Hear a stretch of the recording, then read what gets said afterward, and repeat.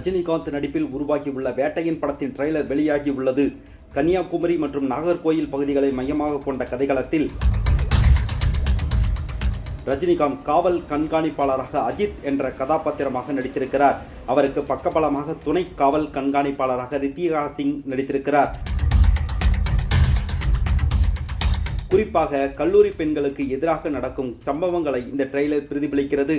தேவையில்லை சார், ஒரு வாரம் ரொம்ப அதிகம், 3 நாட்களில் டிபார்ட்மெண்ட்டுக்கு நல்ல பேர் வரும் என்று ரஜினிகாந்தின் டயலாக் ஆரம்பமாகிறது. அதன் பிறகு அவருடைய ஆக்ஷன் காட்சிகள் தான் முழுக்க வேட்டையின் ட்ரெய்லரில் காட்டப்பட்டுள்ளது.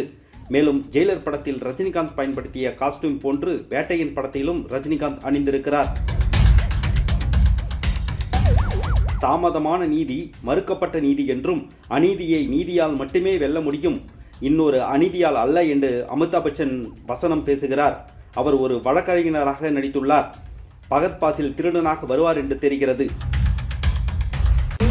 போலீஸ் பவர், ஃபோர்ஸ், வெப்பன்ஸ் எல்லாம் இருந்தும் ஒரு கிரிமினல் அட்டுழியம் செய்கிறான் என்று சொன்னால் போலீஸ் சரியாக வேலை செய்யவில்லை என்று அர்த்தம் என்று கூறி ரஜினிகாந்த் தனது வேட்டையை தொடர்கிறார். ஒவ்வொரு குற்றவாளியாக வேட்டையாடுகிறார். ட்ரெய்லர் ஸ்லோவாக சென்றாலும் படம் ஆக்ஷன் காட்சிக்கும் விறுவிறுப்புக்கும் பஞ்சம் வைக்காது என்று தெரிகிறது. வேட்டையின் படத்தில் நடித்துள்ள அமிதாப் பச்சன் தனக்கு தானே குரல் கொடுத்துள்ளார். அதனை AI மூலமாக தமிழில் கொண்டு வரப்பட்டுள்ளது. இது இந்த ட்ரெய்லர் தெளிவாக தெரிகிறது. இதற்கு முன்னதாக டீசரில் அமிதாப் பச்சனுக்கு பிரகாஷ் ராஜ் குரல் கொடுத்திருக்கிறார்.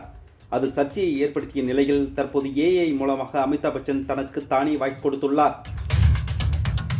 மொத்தத்தில் வேட்டையின் படத்தில் என்கவுண்டர் ஸ்பெஷலிஸ்டாக சூப்பர் ஸ்டார் மாஸ் காட்டி உள்ளார் என்பது தெள்ளத் தெளிவாக தெரிகிறது.